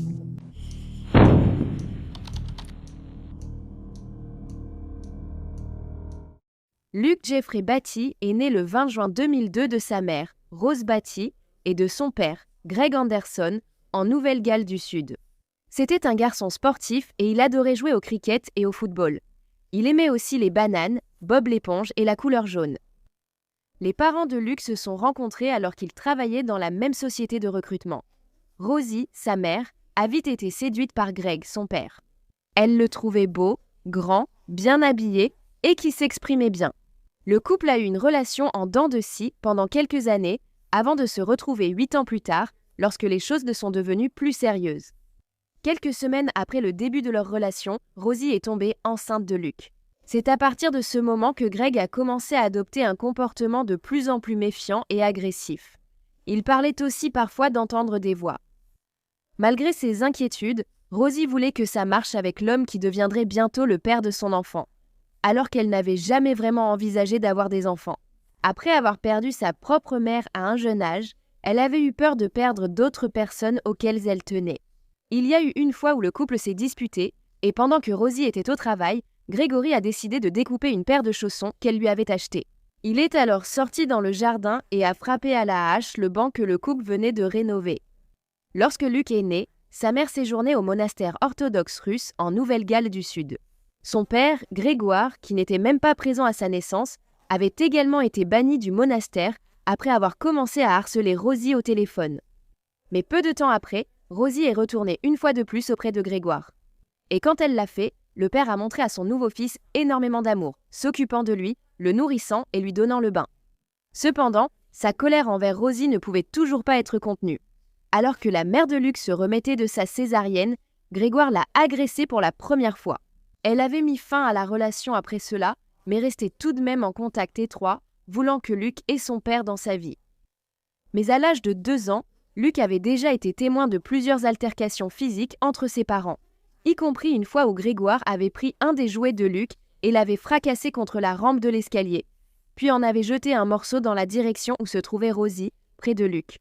Grégoire s'est alors approché de Rosie, l'a tirée par les cheveux et lui a dit que si elle l'empêchait un jour de voir son fils, il la tuerait ainsi que ses animaux. Le lendemain, après cette déclaration glaçante, Rosie est allée demander une ordonnance d'éloignement contre Grégoire. Mais comme sa colère n'avait jamais été dirigée contre Luc, il a été autorisé à continuer de voir son fils. Finalement, l'ordonnance d'éloignement contre Grégoire a expiré, mais Rosie n'a pas pris la peine de la renouveler car son comportement intimidant avait cessé. La mère et son fils ont déménagé à Tayab quand Luc avait 3 ans et demi pour se rapprocher des amis de Rosie. Lorsqu'elle a mis fin à une longue relation avec un autre homme en 2012 alors que Luc n'avait encore que 9 ans, Grégoire est revenu dans la vie de Rosie et a tenté de raviver leur relation ainsi que de réunir la famille. Mais lorsque Rosie l'a rejeté, Grégoire a perdu le contrôle. Le 16 mai 2012, la police a été appelée au domicile de Rosie après qu'elle ait déclaré que Grégoire avait menacé de la frapper avec un vase devant leur fils Luc. Il a été arrêté le même jour, mais en raison de multiples retards, il n'a été officiellement inculpé qu'en janvier suivant et l'affaire n'a jamais été portée devant le tribunal. Cela a aussi conduit à une ordonnance de protection contre les violences familiales visant Greg. Le père, qui avait eu peu de contact avec son fils pendant des années, était maintenant revenu dans la vie de Luc et de Rosie et avait commencé à engager une bataille juridique contre Rosalie pour la garde de leur fils. Pendant ce temps, la santé mentale de Greg semblait s'être encore détériorée. Il vivait dans sa voiture depuis des années et fumait de la marijuana tous les jours. Rosie était convaincue que Greg souffrait d'une maladie mentale à ce stade, même s'il n'en avait jamais été officiellement diagnostiqué. Selon elle, son comportement délirant et sa paranoïa avaient saboté toutes ses relations. La vie de Greg s'effondrait et Rosie voyait en son fils Luc sa seule lueur d'espoir. Alors, elle a continué à lui permettre de voir son fils, puisqu'il avait toujours été un bon père pour Luc et n'avait jamais élevé la voix contre le garçon. Puis, le 3 janvier 2013, Greg est entré par effraction dans l'appartement de Rosie. Il l'a poursuivie, l'a agressée, puis l'a menacée de la tuer. Il a été arrêté et lorsqu'il a obtenu une libération sous caution, c'était sous des conditions strictes, notamment l'interdiction de se rendre dans la banlieue de Tayab, où Luc suivait un entraînement de football. Lorsque Greg avait été arrêté pour cet incident, il a montré un comportement très arrogant et disait aux policiers « Je ne réponds qu'à Jésus ». Qu'est-ce qui vous fait croire que vous avez le droit de me retenir, tout simplement? Mais encore une fois, Greg n'avait jamais été physiquement ou verbalement violent envers Luc, alors Rosie a continué à laisser son fils voir son père. J'ai mis fin à l'entretien concernant les menaces de mort, les menaces de causer des blessures graves et l'utilisation d'un véhicule non immatriculé. Je dois vous informer que vous n'êtes pas obligé de parler ou d'agir, mais tout ce que vous direz ou ferez pourra servir de preuve. Comprenez-vous? Oui, je comprends. Je ne veux rien dire. L'homme est fini. Je veux partir. Oui, c'est bon. Je vais aussi vous lire ce droit. Je dois également vous informer de vos droits. Vous avez le droit de communiquer ou d'essayer de communiquer avec un ami ou un membre de votre famille pour informer cette personne de l'endroit où vous vous trouvez. Vous pouvez contacter ou tenter de contacter un avocat. Si vous n'êtes pas citoyen ou résident permanent australien, vous avez le droit de contacter ou de tenter de contacter le consulat du pays dont vous êtes citoyen. Comprenez-vous ce droit? De quel droit pensez-vous pouvoir me retenir et pourquoi faire? J'y viendrai. De quel droit vous me gardez ici, tout simplement? Comprenez-vous les droits qui viennent de vous être lus? Je comprends ce que vous m'avez lu. Je veux savoir pourquoi vous pensez avoir le droit de me détenir tout court. D'accord. Souhaitez-vous exercer l'un de ces droits avant que l'entretien ne commence? Eh bien... L'entretien est terminé. J'ai dit que je ne souhaite pas faire de commentaires. D'accord. Je n'ai rien à dire.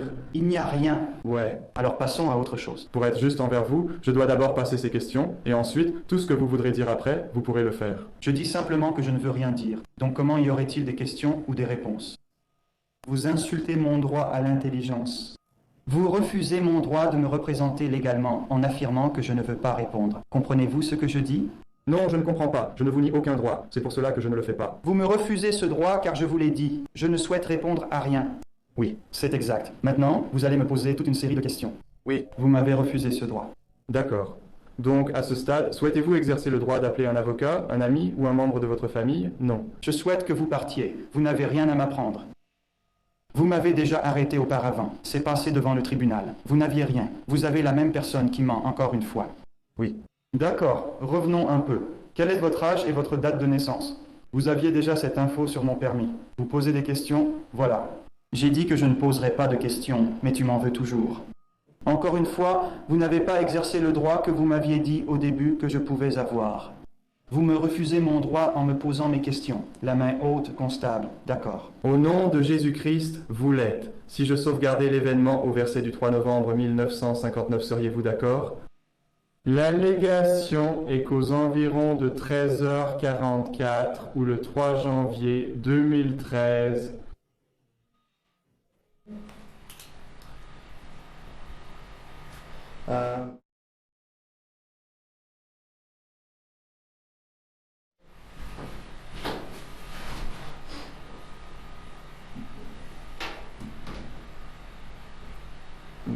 je vais suspendre l'audition pour le moment en raison de l'absence de participation de l'accusé.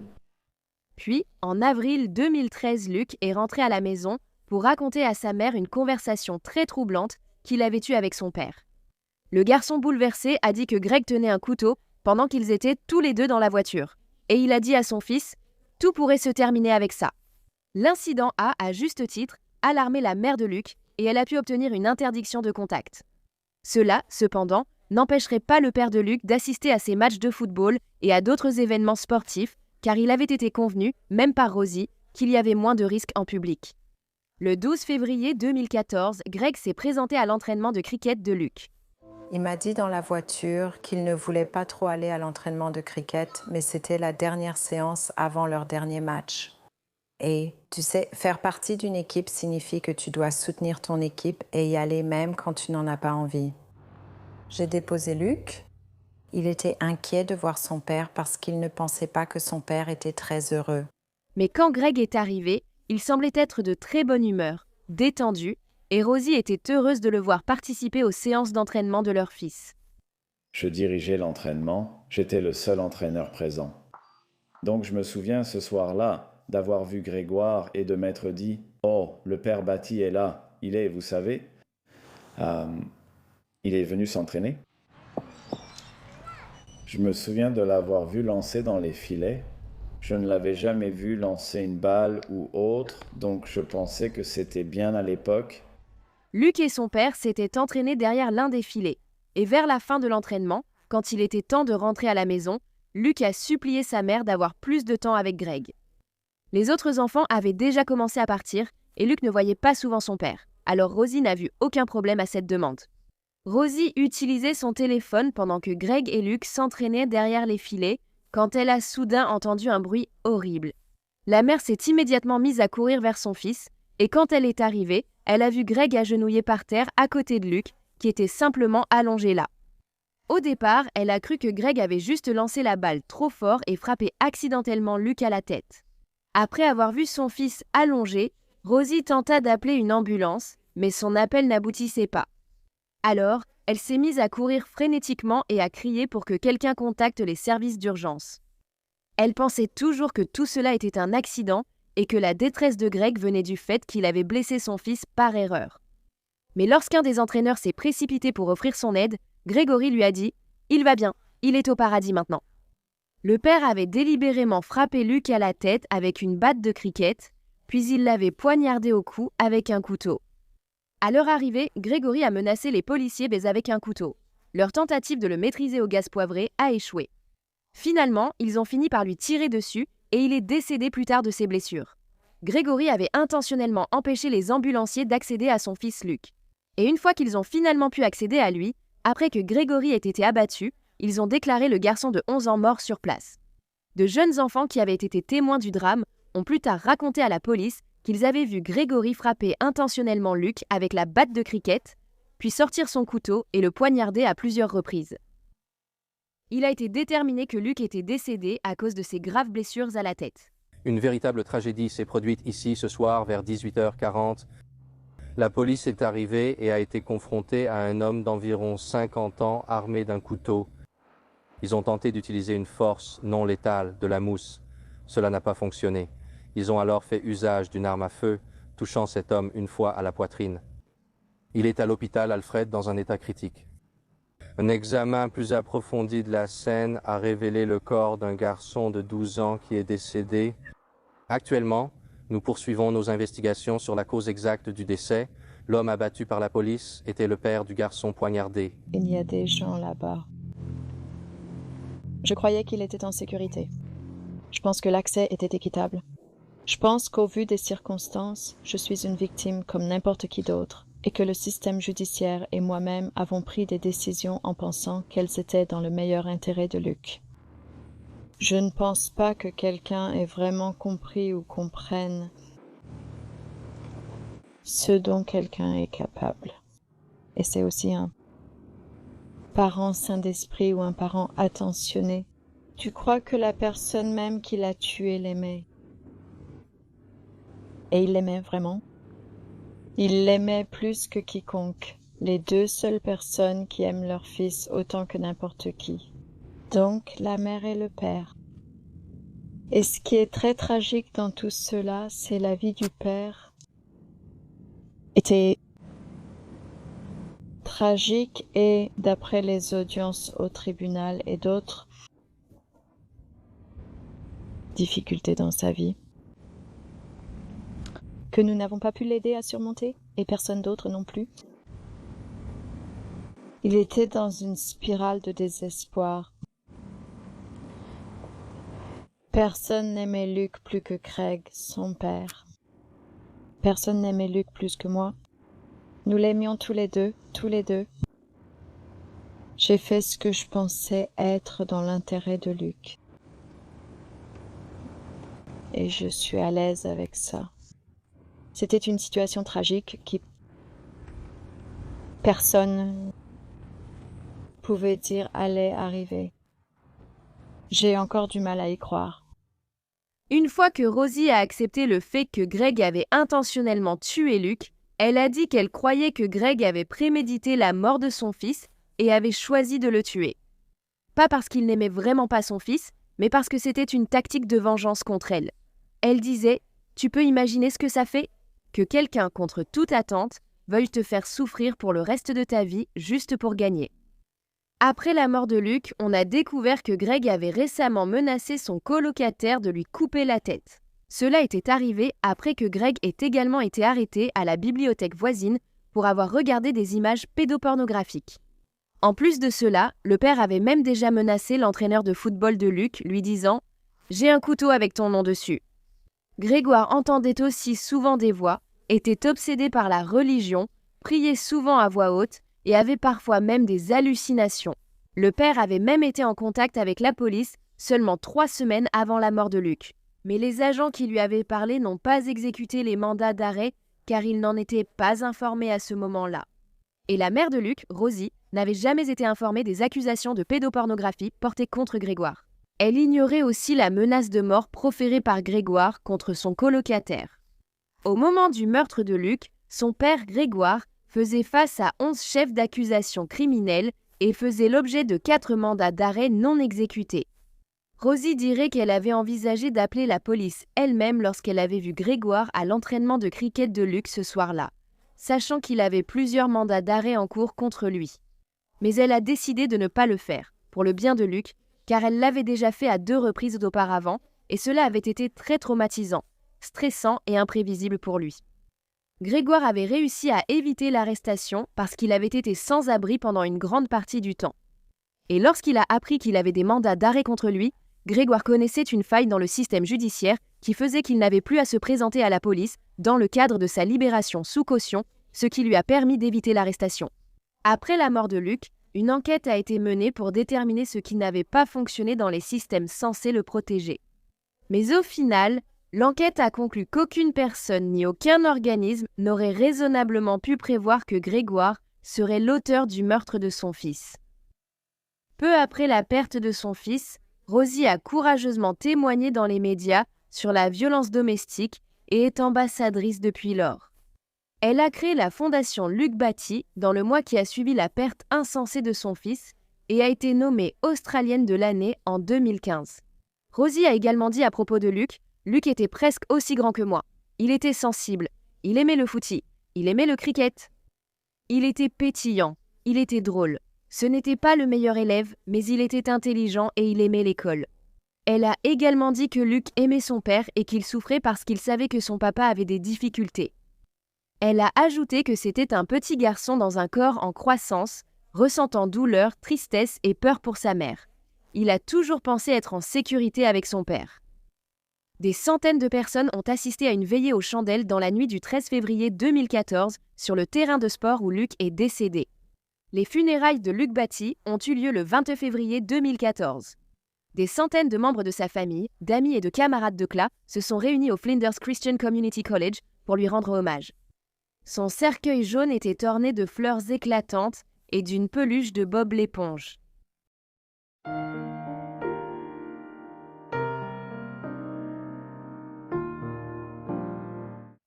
Eh bien, merci d'avoir écouté l'histoire de Luc aujourd'hui. J'ai beaucoup de mal à croire que les systèmes n'auraient pas pu faire plus pour protéger Luc de son père. Ce n'est pas parce qu'il n'avait jamais montré de colère ou d'agressivité envers Luc qu'il aurait dû être près de lui. Il était délirant, avait menacé la vie de plusieurs personnes, et la police savait même qu'il regardait des images inappropriées d'enfants, mais ils n'ont rien fait. Bien sûr, Grégory était le seul à blâmer au final. Mais je pense absolument que la police et les services d'aide sociaux auraient dû faire plus pour protéger Luc. Qu'en penses-tu ?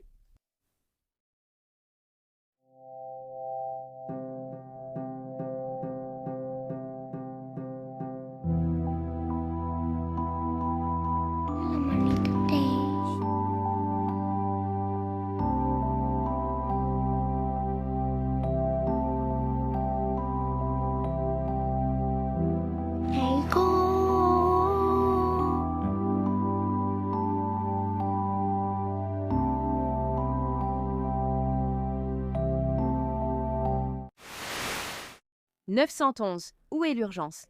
Je ne trouve pas ma fille. D'accord. Quand l'avez-vous vue pour la dernière fois ? Pourquoi aurait-il eu un meurtre au parc ? On dit que quelqu'un l'a prise.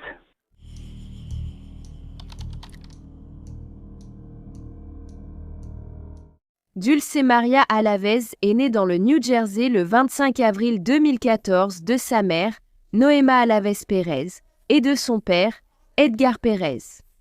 C'était une fillette douce, aimante et pleine de vie.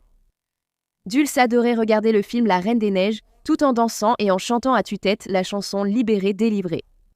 Elle aimait aussi se déguiser en princesse et elle était une super grande sœur pour son petit frère, Manny.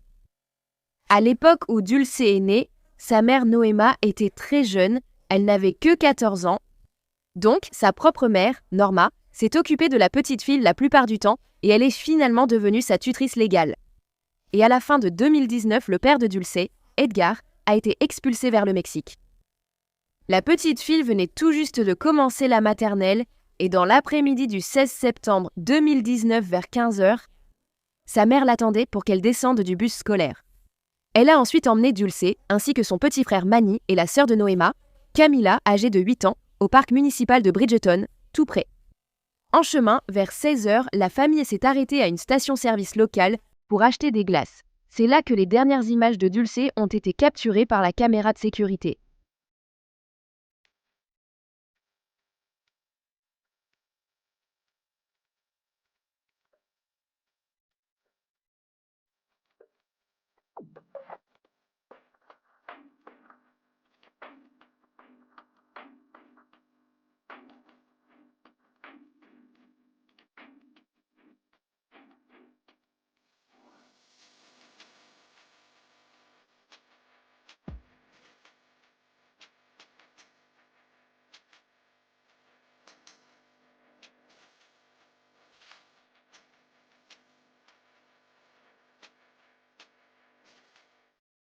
Ils ont roulé 3 minutes jusqu'au parc, doté aussi d'une aire de jeu.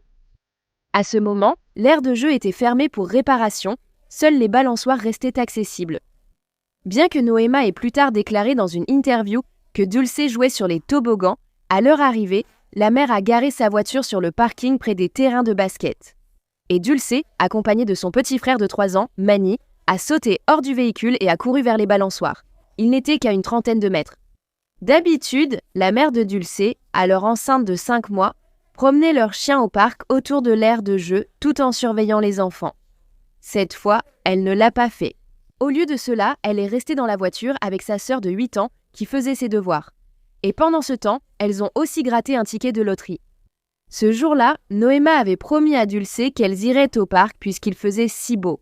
Mais un peu avant, elle avait en fait changé d'avis parce qu'elle se sentait plutôt paresseuse. Cependant, ce n'était pas ce que Dulce voulait entendre et elle a commencé à donner du fil à retordre à sa mère. Finalement, Noéma a accepté d'aller au parc, mais elle est restée dans la voiture car elle se sentait très fatiguée. La mère expliquait qu'elle voyait l'aire de jeu depuis son véhicule, mais les balançoires où jouaient son fils et sa fille étaient dissimulés par une colline. Il a été rapporté qu'aux alentours de 16h20, Manny est revenu en courant vers le véhicule et sa sœur n'était pas avec lui. Cependant, Noéma dirait qu'elle avait remarqué qu'elle n'avait ni entendu ni vu ses enfants depuis un certain temps. Elle avait donc demandé à sa sœur de sortir de la voiture et d'aller les chercher. Quand Camila est revenue au véhicule, elle était paniquée et elle avait Manny avec elle, qui pleurait. Sa glace était par terre et quand on lui a demandé où était Dulce, il a simplement montré une remise à outils à proximité. Mais après que Noéma soit allée là-bas pour chercher sa fille, elle était introuvable. Alors elle a appelé son frère qui habitait à proximité et lui a demandé de venir au parc et d'amener aussi son chien pour aider à chercher sa fille. Ensuite, Noéma a demandé à un groupe de personnes qui jouaient sur le terrain de basket s'ils avaient vu Dulce. Une personne lui a dit qu'elle avait vu la petite fille courir vers le bâtiment, et il y avait aussi un homme afro-américain qui se tenait à proximité. Un autre enfant a déclaré qu'il avait vu un homme hispanique qui était accompagné de 2 jeunes enfants. Le problème, c'est qu'il n'y avait pas de caméra dans le parc, donc il n'y avait aucun moyen définitif de savoir où la fillette de 5 ans était allée. À 17h, environ 40 minutes après avoir remarqué que Dulce avait disparu, Noéma a appelé la police et leur a transmis les informations que les personnes sur le terrain de basket lui avaient données. Je ne trouve pas ma fille. Quand l'avez-vous vue pour la dernière fois?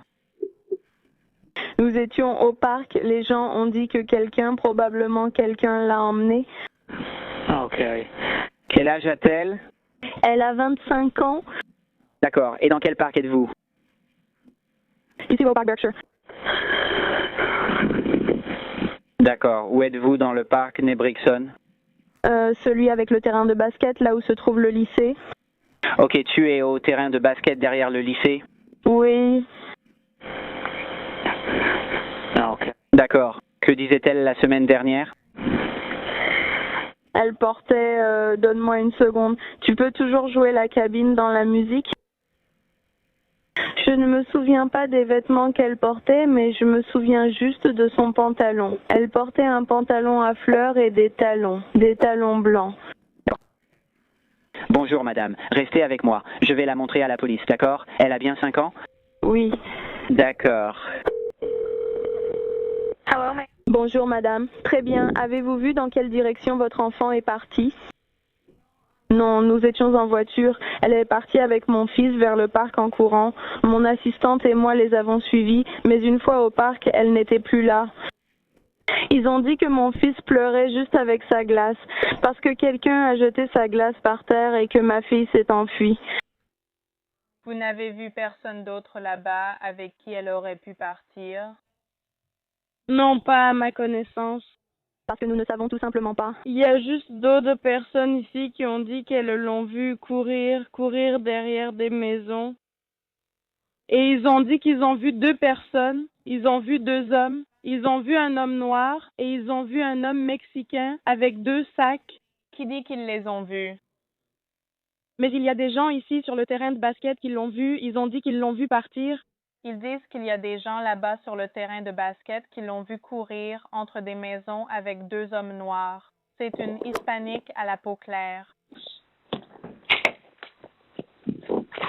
Quelle est la couleur de son haut? Je ne me souviens pas. D'accord. Parce qu'elle porte toujours des vêtements de basket. Tu es au terrain de basket? Oui, je suis là en ce moment. Elle confirme être au terrain de basket. Et est-ce que vous avez votre fils avec vous ou est-ce que votre fils... Non. J'ai mon fils avec moi. Il disait qu'il a pleuré en la trouvant. Il était juste là en train de pleurer. D'accord, il pleurait. Vous avez dit que des hommes noirs lui ont pris sa glace? Non, ils l'ont jeté par terre. Ils ont dû le faire par terre? Ils ont pris sa glace et l'ont jeté par terre, puis sont partis avec ta fille. Probablement parce que je ne l'ai pas vue. Quand nous sommes entrés et que nous l'avons cherchée, nous la cherchions partout. Elle a dit que son fils était au terrain de basket avec sa fille, qu'il y avait 2 hommes noirs qui ont pris la glace de son fils, l'ont jeté par terre et sont partis avec sa fille.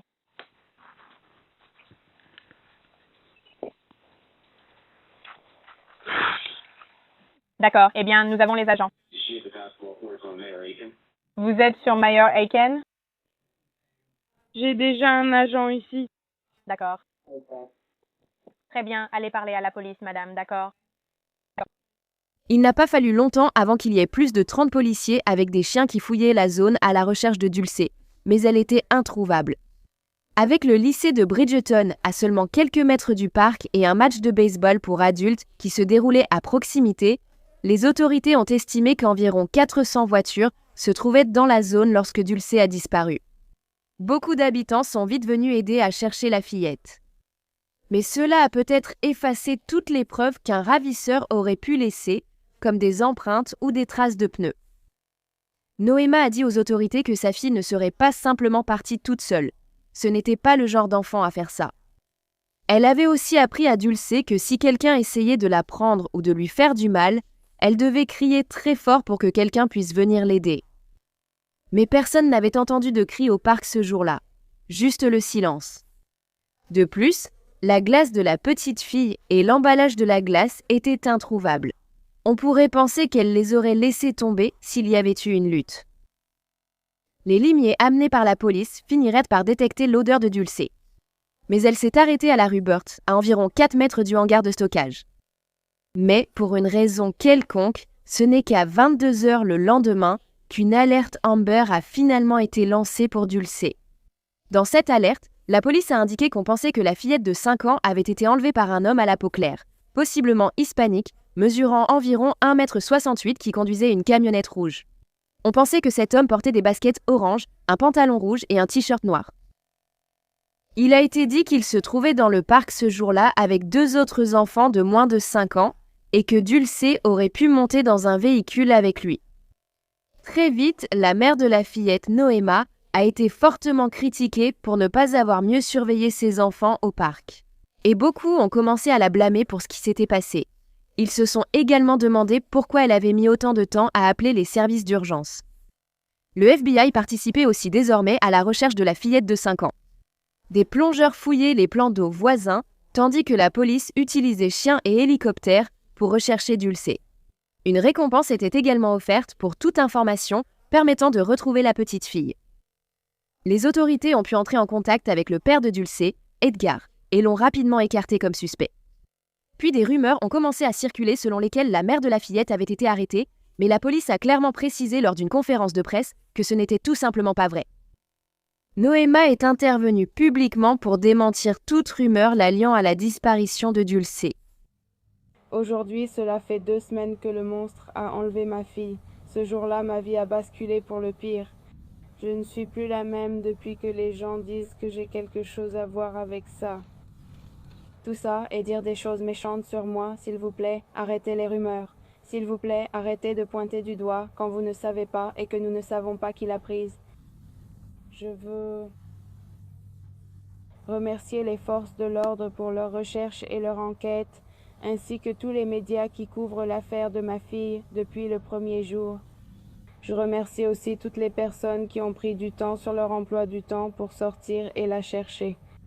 Toutes les prières pour ma famille et moi, nous vous en sommes tous très reconnaissants, vraiment reconnaissants. Oh, je vous en supplie, s'il vous plaît, ne perdez pas espoir pour ma fille. Ma Dulce, continuons à nous battre pour la retrouver. S'il vous plaît, continuez à partager ces photos sur les réseaux sociaux et à distribuer des flyers. N'ayez pas peur et n'hésitez pas à appeler pour donner des informations. Si vous étiez au parc ce jour-là, veuillez vérifier à nouveau votre téléphone pour voir si vous avez des photos. Même le moindre détail peut aider. Pouvez-vous nous montrer ce que vous avez amené? J'ai apporté son histoire préférée, la Reine des Neiges. Elle aime jouer à la Reine des Neiges. Elle en chantait toujours les chansons. Elle me demandait toujours de mettre sa chanson de la Reine des Neiges et elle l'écoutait tout le temps. Elle s'habille, la met et croit être Elsa de la Reine des Neiges. Pour Elsa? Oui. Comment vas-tu? Je m'inquiète pour ma fille. Le fait que cela fasse 2 semaines aujourd'hui, pouvez-vous nous dire si vous avez réfléchi à ce que vous auriez pu faire différemment ce lundi après-midi? Comment? Auriez-vous fait quelque chose différemment ce jour-là?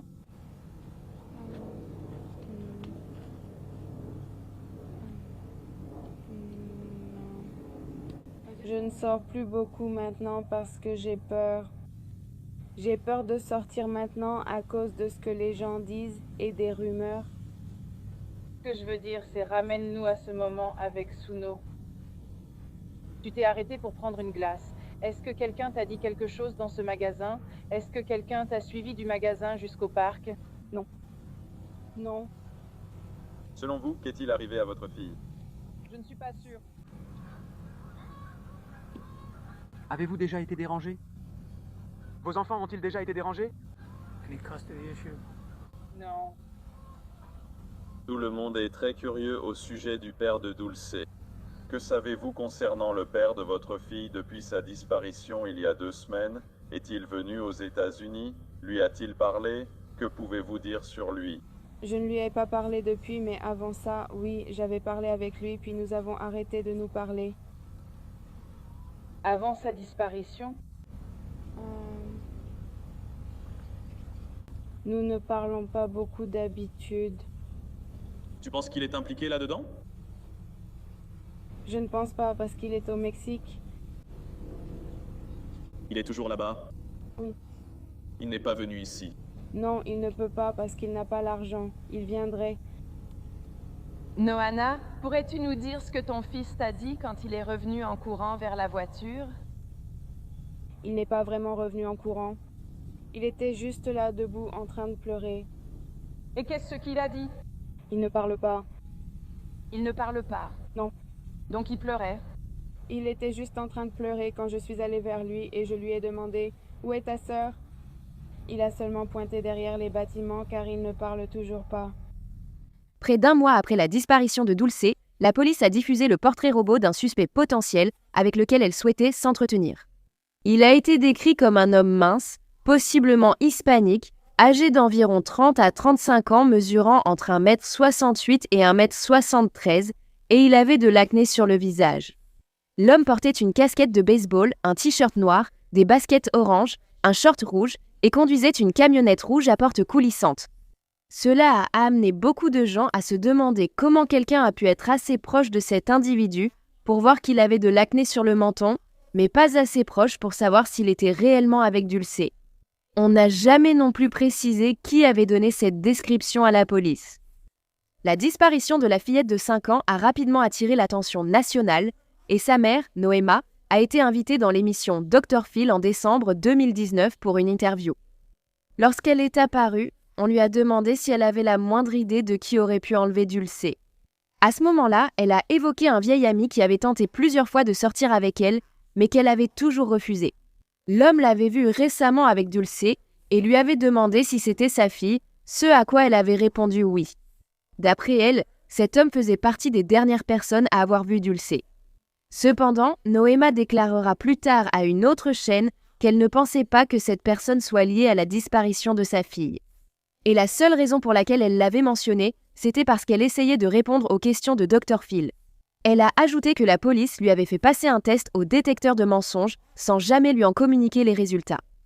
Beaucoup pensaient que lorsque Noéma était dans l'émission Dr. Phil, son attitude était étrange. Elle ne semblait pas si bouleversée et n'a pas versé une seule larme. Dr. Phil a partagé un sentiment similaire, disant qu'elle était l'un des parents d'enfants disparus les plus détachés sur le plan émotionnel qu'il ait jamais vu. Cependant, il a également déclaré que cela pouvait être dû au fait que sa première langue était l'espagnol. Parce que lorsqu'elle a lancé un appel à sa fille dans cette langue, son émotion était beaucoup plus évidente. Une femme nommée Jackie Rodriguez, qui avait auparavant été porte-parole de la famille, parlerait de Noéma dans l'émission. Elle a dit qu'elle connaissait la mère depuis des années et ne l'avait vue pleurer qu'une seule fois. C'était simplement normal pour elle de ne pas pleurer. Mais Jackie a aussi dit que Noéma semblait trop calme, comme si elle savait où se trouvait sa fille et qu'elle savait qu'elle allait bien. Jackie, qui gère maintenant une page Facebook pour l'affaire de Dulce, a affirmé que Noéma avait un petit ami au moment de la disparition de Dulce, le père de ses 2 plus jeunes enfants. Et selon elle, il a été arrêté la semaine suivant la disparition de la petite fille pour des accusations d'agression sur mineur, même si cela n'avait aucun lien avec Dulce. Il a également été dit qu'il possédait une camionnette rouge. Une autre chose étrange est que la grand-mère de Dulce, Norma, a dit que la petite fille, qui aimait normalement l'école, avait pleuré ce matin-là parce qu'elle ne voulait pas y aller. Sa grand-mère l'avait finalement soudoyée avec une pizza, promettant d'en manger en fin de journée. Pourtant, Dulce voulait toujours aller à l'école, ce qui lui paraissait étrange. La recherche de Dulce a continué pendant des années sans résultat. Puis, en 2022, des lettres énigmatiques ont commencé à apparaître dans l'Ohio. Il y avait une carte postale qui avait été envoyée à un casino et un hippodrome près d'Austin, dans l'Ohio.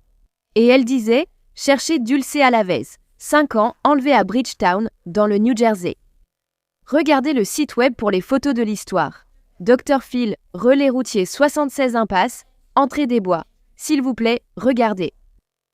2 autres lettres ont été envoyées à une bibliothèque et à un glacier de la région. Les 3 étaient écrites à la main et la carte postale avait un code postal du Mexique. Cependant, les autorités ont déclaré qu'elles ne croient pas que cela vienne réellement du Mexique, mais plutôt que la personne qui l'a écrite y a simplement inscrit un code postal mexicain. La zone indiquée sur la carte postale avait été fouillée par les agents, mais ils n'ont pas pu trouver de preuves menant à l'endroit où se trouve Dulce. L'une des lettres, celle qui avait été envoyée à la bibliothèque, était assez difficile à lire, mais elle contenait des mots clés comme Alaska, frontière du Mexique, 1776 guerre civile, ville de la Nouvelle-Angleterre, foyer pour enfants et orphelinat. Toutes ces lettres, apparemment écrites par la même personne, ont finalement été considérées comme un simple canular. Beaucoup de gens pensent que le père de Dulce, Edgar, pourrait avoir un lien avec sa disparition, surtout parce qu'il est au Mexique et que de nombreux témoignages reçus par les forces de l'ordre proviennent du Mexique. La petite fille n'a pas crié en étant emmenée, ce qui suggère qu'elle connaissait probablement la personne qui l'a prise. À l'approche du 7e anniversaire de Dulce, son père Edgar a publié une vidéo en ligne lui souhaitant un joyeux anniversaire et affirmant qu'il n'avait rien à voir avec sa disparition. Cela a poussé la police à le recontacter une nouvelle fois, mais rien de plus n'en est ressorti. Bonjour à tous, je m'appelle Edgar Pérez. Dans ses propres mots, le père de Dulce Maria Alavez adresse un message pour le 7e anniversaire de sa fille. Je suis vraiment triste et blessé, ça fait presque 2 ans. Selon la police, sa mère a déclaré qu'elle avait trouvé le frère de 3 ans de Dulce en train de pleurer et que sa fille était introuvable.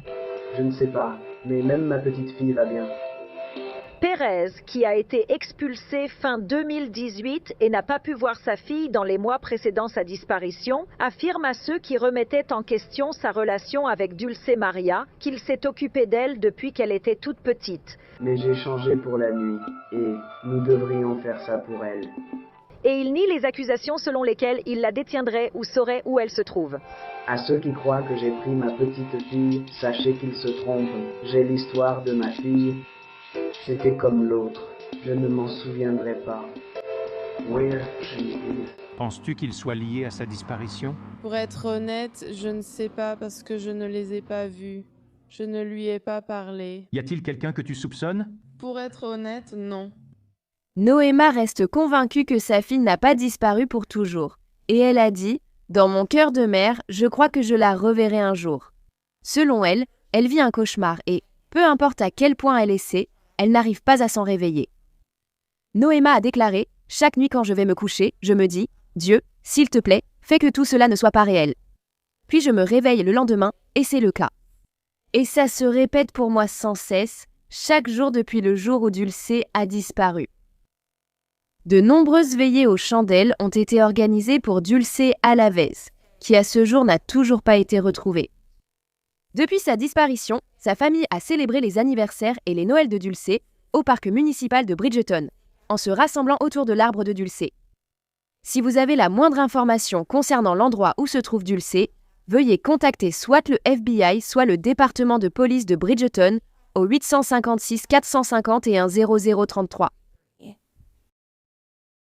Eh bien, merci d'avoir écouté l'histoire de Dulce aujourd'hui. Je pense que quelqu'un qu'elle connaissait a dû l'enlever au parc ce jour-là. Il n'y avait aucun signe de lutte et personne n'a entendu de cri. J'ai aussi le sentiment qu'il est possible que sa mère en sache plus qu'elle ne le dit. Comme l'a dit l'ancienne porte-parole de la famille, Jackie, elle semblait beaucoup trop calme pendant toute l'épreuve. Mais qu'en pensez-vous ? Quoi qu'il en soit, j'espère que Dulce est quelque part, en sécurité et toujours en vie. Si les histoires criminelles vous intéressent et que vous voulez m'entendre en parler, abonnez-vous et activez les notifications pour être informé de mes nouvelles vidéos publiées au moins 3 fois par semaine. Merci d'avoir suivi A Wicked World. À bientôt, prenez soin de vous. Salut à tous. Merci à tous les soutiens d'A Wicked World. Désormais, il y a encore plus de contenu d'un monde maléfique sur Patreon. Alors allez jeter un œil sur patreon.com/awickedworld ou utilisez l'application Patreon. Vous accéderez chaque mois à des vidéos exclusives et plus encore. Tout soutien aide vraiment à s'assurer que les victimes ne soient jamais oubliées et à mettre en lumière les failles de la société liées à chaque affaire. Avez-vous une suggestion d'histoire que vous aimeriez que je traite ? Si oui, envoyez-moi un email à wickedworldtruecrime@gmail.com.